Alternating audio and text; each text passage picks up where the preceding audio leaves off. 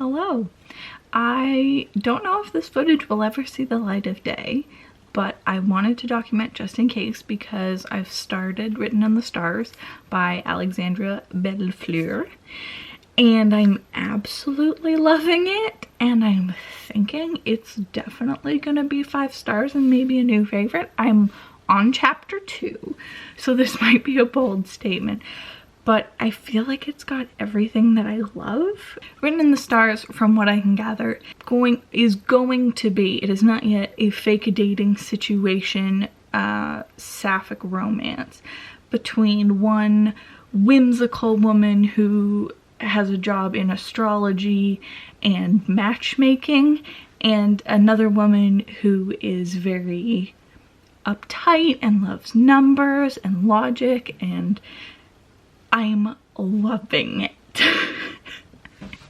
It's so good. The one thing that is actually weird is one of the main characters is named Darcy, which is the same name as the woman in 99% Mine who was the worst human to ever exist.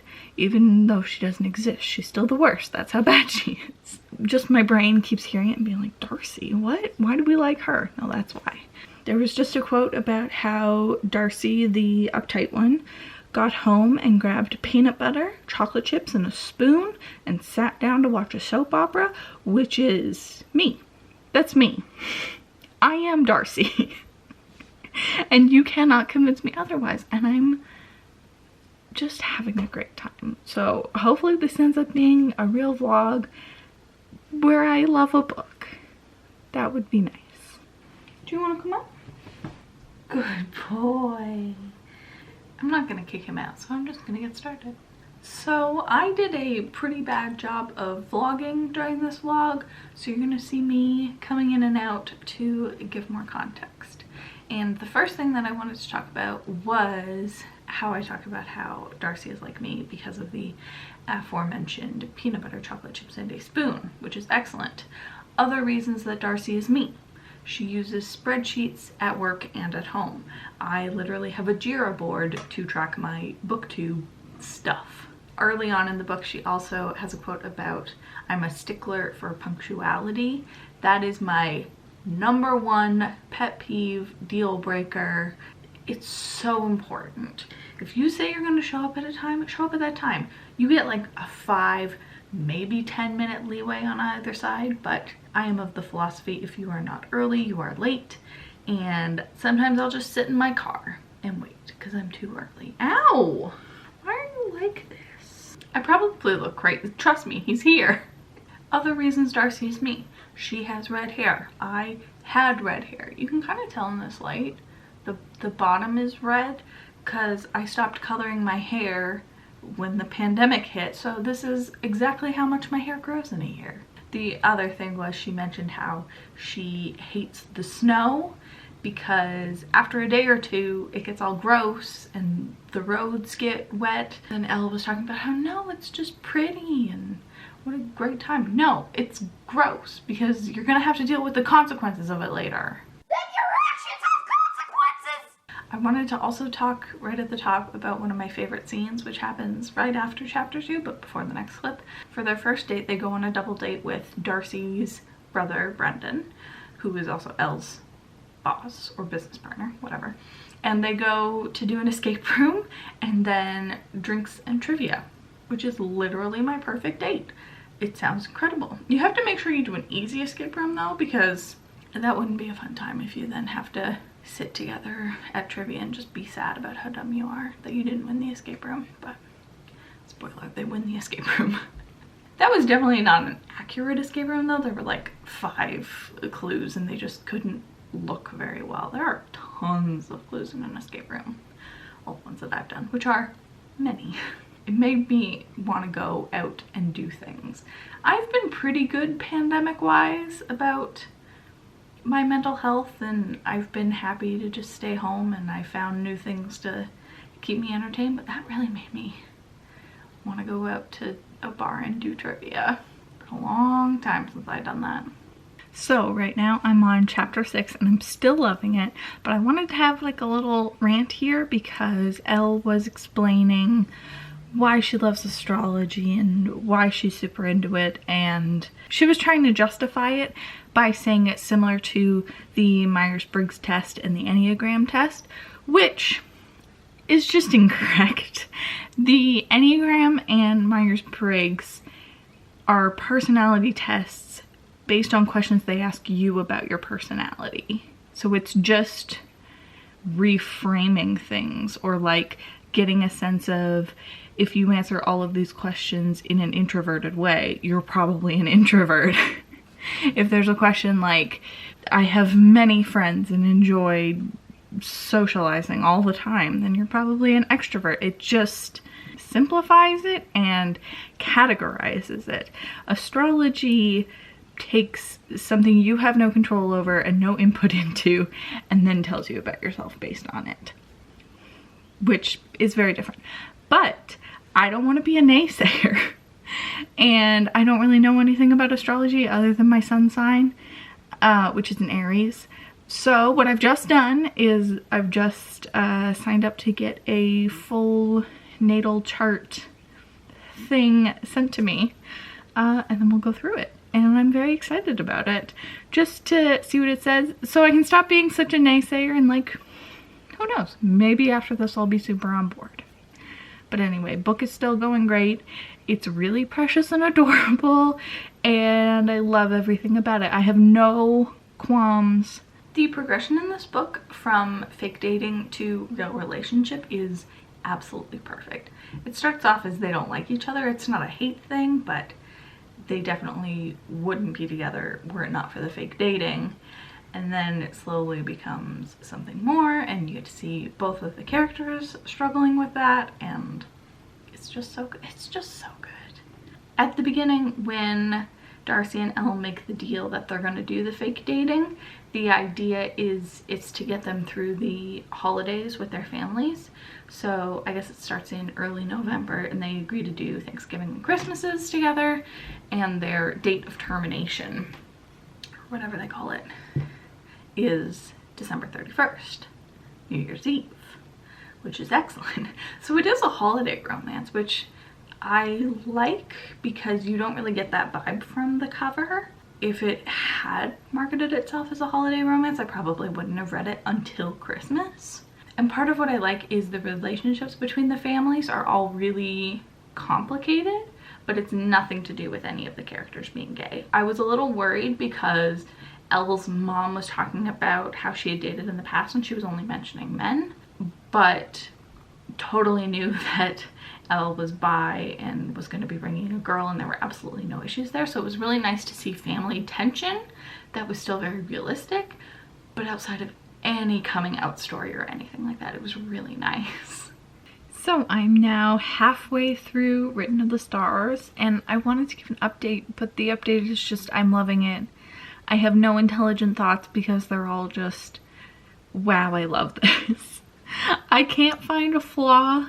It's so good. It's so adorable. If I had one thing to critique, it would be that the characters' voices sound pretty similar, but I'm trying to figure out if that even counts because it's in third person, but that's such a minor thing. The only note that I have is that another reason Darcy is like me is because she's terrible at gift giving. And she says, as a general rule, Darcy usually refused to gift anything that she herself didn't like, which was very interesting and I think is something I do, because I much prefer gifting like a shared experience, like let's go to a movie or something together, which is very interesting. I have to think about that. The other thing that I noticed is that Darcy, who shares the name with the worst person in 99% Mine, also has a dead grandma that she is obsessed with and talks about a lot. So maybe there's just something about the name Darcy. Or maybe Alexandria Bellefleur is fixing everything that Sally Thorne has ruined. And I appreciate it, and I'm loving it so much. Easy 5 stars right now. I'm so scared that something is gonna happen to make me not love it, but at this point I don't see that happening. It's so much harder to talk about something that you love than something that you hate. There's a scene where Elle takes Darcy to the planetarium, and all I could think about is the scene from Friends. Not much of a point there, but thought you should know. Update on Written in the Stars. When did I just finish? I just finished chapter 15 and I cried. I can't remember the last time I've cried in a book. I actually don't know if there's been one this year. And it was crying for nice reasons. Like, it was just so precious and lovely that it came out my eyeballs. Which is wonderful. A wonderful feeling. The part that made me cry had to do with the box of Christmas ornaments. I don't want to like have spoilers or anything, but I thought it was really precious and really well done, and such a smart way of showing and not telling.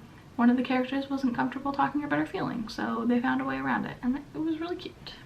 Anyway, I just also got a notification that my birth chart is in, so I'm gonna go beautify, and then we're gonna go through it, and it's gonna be very exciting. All right, beautification complete. I am now gonna start looking at my chart. I took a quick look and it's 33 pages of information, and my battery isn't gonna make it that far, so I'm just gonna review it and then pop back in. But what I did want to say regarding the Myers-Briggs and Enneagram tests, for those I am, for the most part, ISTJ and a 5. And I think those are both really accurate. The one thing I am interested in with the birth chart is it breaks down your personality into more facets. Like, I feel I'm a very different person at work versus at home. Like, I am very responsible and organized and ISTJ/5 energy at work, and at home I'm a disaster.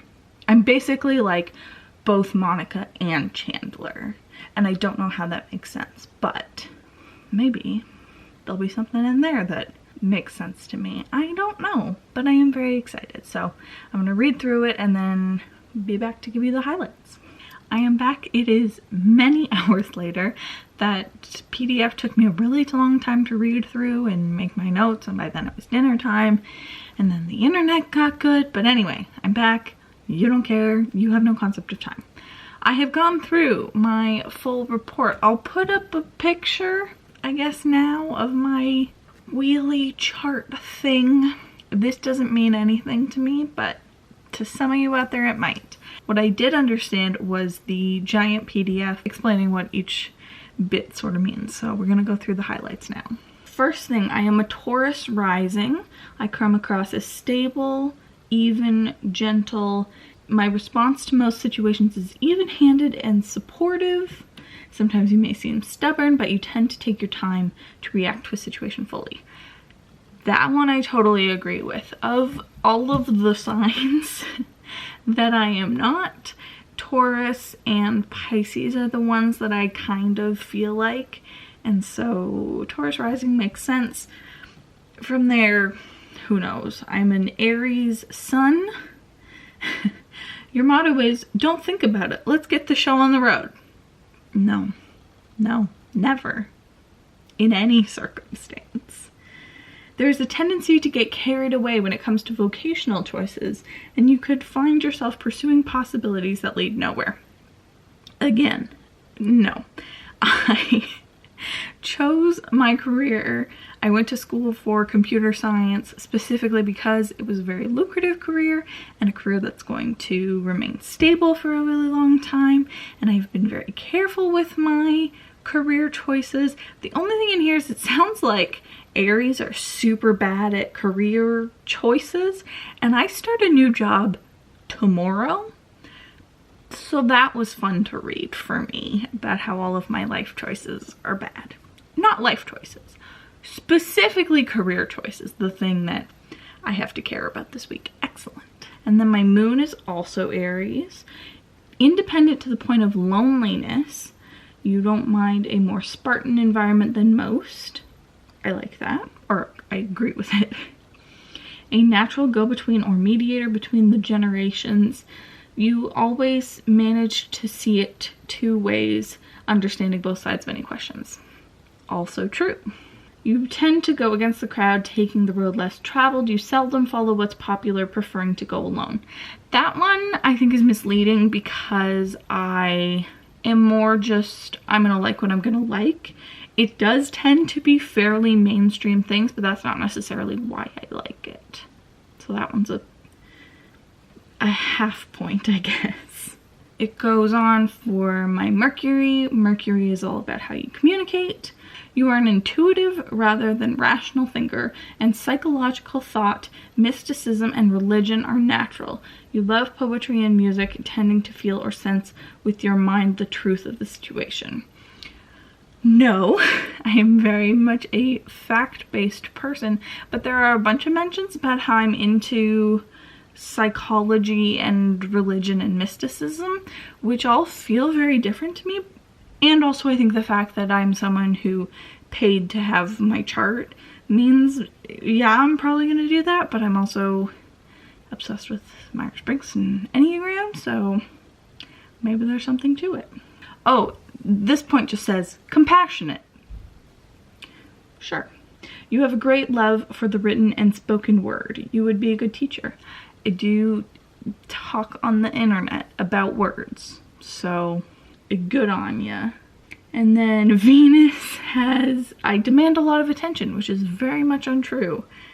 Other than maybe my husband would disagree, but he doesn't count. Your judgment in career and vocational matters is at times not dependable. Monday's gonna go really well. Your value system has little room for mystical, much less whatever the psychics are talking about. Your position is simple. Dreams, images, spiritual thoughts, and whatnot are just not your cup of tea. You don't care for them, and yet this whole subject fascinates you. There is a siren-like quality to all of this, calling and luring you. Sooner or later, this must be worked through. That's probably the point that I was thinking about earlier, but yeah, I thought that was an interesting point. Next, you love other people, large and small groups, and relationships in general. No, not a people person. And it's already talked about how I'm very independent and some of these things seem contradictory to each other. Mars is about my drive. I protect others. I'm a mother hen. You hate competition. Untrue. I love competition. I'm extremely competitive. I like this one. You love family, children, and animals. I generally like those things. And then the next line is, you have common sense. I did it. The ability to give words meaning or to put ideas into words and give others a feeling for what things mean. Communicating with words. Also a sharp and clear mind, quick and clever. Thank you. I like to think so. Then Jupiter is about career, where it all goes downhill. You could enjoy a career working with people. No. As a go-between, negotiator, or mediator, for you can be all things to all people? I don't think so. Your particular solutions to problem may go against or prove challenging to those in authority. No, I'm not a rock the boat kind of lady. If I have suggestions of things that could go better, they are extremely mild and extremely inoffensive. You rush into things, often against your own best interest. Thanks. This new job that I'm starting, I don't think I'm rushing into. It took like months to get into this role. It's something I've been thinking about for years. I've done my homework. I'm gonna be fine. I'm gonna be fine. It's all gonna be fine. You excel as a social being. You find yourself through other people. Absolutely not. Extremely independent, extremely confident in myself or sure of who I am and my inability to change for others. Not for lack of trying, I'm just not good at it, so now I've given up. Saturn is about responsibilities. You have an innate distrust of groups or large organizations and could tend to avoid what is new or future oriented. I think everyone should have a distrust of large corporations. Take a look around. Corporations aren't great. I don't know that that's specifically just me. And then avoiding technology or or anything new and future oriented. I guess I saw something, someone must have posted about how they were a millennial grandma. Relate very much to that sentiment. You are perhaps too conservative and need to develop a sense of community and sharing with others. Learn to be independent. Okay, so you just told me to do two separate things. Which one? Which one do you want me to do? And then we have Uranus, which is about insight and how we understand ourselves. Ever practical, you come up with new or alternate forms of management, great breakthroughs in top-level management and corporate styles. You bring new life to conservative traditions. I think that one's more accurate, where I'm not bucking authority, but I'm bringing new insight. It sounds pretentious. I don't do that right now, but I could if someone asked. I have lots of ideas. Your brilliant imagination and enchanting manner transport all who meet you beyond the mundane and into the extraordinary regions where you spend most of your time. You are a seer in the true sense of the word and possess a waking experience of all of us that is mystical and dreamlike. I'm not entirely sure what I just read, but I disagree with it. I know that much. Oh, this is another one of those points. It just says unusual music. I don't think so. I like boy bands and musical theater. That's generally what I listen to. And a good amount of K-pop. Maybe it's unusual to listen to it as much as I do, or to have that be your main thing, but they are not unusual in and of themselves. You are insightful and innovative when it comes to matters of your career and practical matters. So am I good at career stuff or not? I don't know. And then Neptune is about ideas and imagination. For you, the practical is ideal. Form follows function. You have a dream of being in control. The puppet master. The beginning of that statement is very true. Do I want to be a puppet master? I mean, I don't not want to be a puppet master. I want everyone to do what I say. Does that make me a puppet master? Maybe. You are at your most creative when you are using your imagination, pursuing your dreams, creating images. You would make a great film director. Well, okay, that first part, you are at your most creative when you're using your imagination. Yeah, I think that's how creativity works. And then you would make a good film director. What is YouTube but a one-woman film set? So yes, I am excellent. And then Pluto, which is all about growth. You tear through the appearances in an effort to get behind, beneath, and at the heart or essence. I agree. I hate small talk with every fiber of my being, and I just want to talk about like, hey, what did you learn in therapy this week? You may find psychology, initiation, and mysticism and the occult of great interest. I mean, I take issue with psychology and the occult being included in the same sentence, but okay. Lots of charisma. Power. No. Able to understand and handle a crowd and the public in general. I don't think I'm able to do that like on a personal level, but I'm very good at seeing both sides of a situation and understanding where the public is coming from. Devoted to children and the idea of future changes. Wasn't I supposed to hate changes and be super traditional? Also, when was the last time I interacted with a child? A long time, and it probably went very badly, which is why I have not done it since. So those are all of the moons. So now it goes into and then we get into the inner and outer self, and mine says, you are no secret. Outside and inside there is not much difference. You are just as you appear. Which is what I was saying at the beginning, that I feel like I am a very different person at work and at home. I don't think I like changed my values or anything. I think just at work I'm competent and at home I'm a hot mess. There's more stuff, but it's mostly just kind of a retread of the stuff that we've already talked about. So I did really enjoy getting to read all of it. I'm definitely going to try to take my time with it over the next couple weeks, refer back to it. But in general, I think it was just as correct as it was incorrect, and maybe it was just the version that I got. I got this thing on Etsy. I'll link it in the description if you want to try it out, but it seemed like a good enough authority to me. I did the best with what I had. This is for fun anyway, don't worry about it. So this hasn't really swayed me into astrology, but I still think it was a fun time. A fun little detour in this reading vlog. But we should probably go back to the book because I'm getting close to the end. I don't know if I'll have time to finish it tonight. I have like an hour and a half left in the audiobook, so I could maybe do it, but we'll be cutting it close. And I usually don't like finishing a book right at night time. Like if I'm reading it in bed and I finish it, I hate that.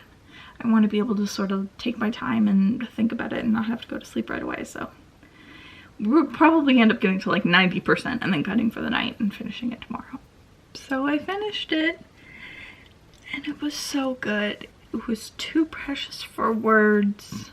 And then I got to the end and we get this saying, come see Brendan's story, summer 2021, and I think I audibly gasped. I'm so excited. That's gonna be good. And I cried again. I'm gonna go away and hope I have some more intelligent thoughts later. Right now they're just all gooey. But yeah, easy 5 stars, a new favorite. Freaking out about this new book. Is it summer 2021? Has it been delayed? Because like it's April. That could be any second now. I'm just really excited and really happy that I loved a book. My big complaint about this book is the end. So there's the 11th hour conflict that is obligatory. And I thought it was done well, but I hated that it had to happen and that I knew it was gonna happen. Even if I didn't hate reading it, it was still dumb and it lasted too long. It lasts almost all the way to the end of the book. Like it ends with them reconciling, which I don't love. The other problem is that this book has mentioned multiple times that their date of termination is New Year's Eve, and it doesn't even get there. I have no idea why they didn't do that because it's such a natural. Wow, there's so much cat hair in the air. Ew. What are you doing, mister? Like, look at him. Ooh. Oh, now it's on my keyboard. I'm an idiot. I don't know. It's probably just because they mentioned it so many times. I could picture so clearly when we were going to have a New Year's Eve scene. I also think the other horoscope book that I read was called... I have it over there. Why can't I remember what it's called? I'll put a picture of it. And this was a book about astrology, about a woman who wrote horoscopes. And I'm pretty sure that one had a New Year's Eve climax. So I really wanted something similar. Because it just lends itself to so well to that. Even if it was the story as is and then an epilogue. Because this doesn't have an epilogue and that's very unusual for the romances that I read anyway. I also have a note about the humor in this book because I think it was really funny, but I just kind of wanted more from it. In general, I think I wanted just this book but more. Because there's a part where one of the characters makes a voodoo doll of the other one. Very good. So I've had 2 days now to reflect on the book, and I do think it's 5 stars. Because I love so much about it, but I don't know that it's a new all-time favorite because I just wanted more from it. It was set up for success and it didn't follow through on some of those things. I still think the characters are incredible, the relationship is incredible, the sequel coming out I'm incredibly excited for, but it didn't quite get there, which is too bad. That's it. That's all I had to say.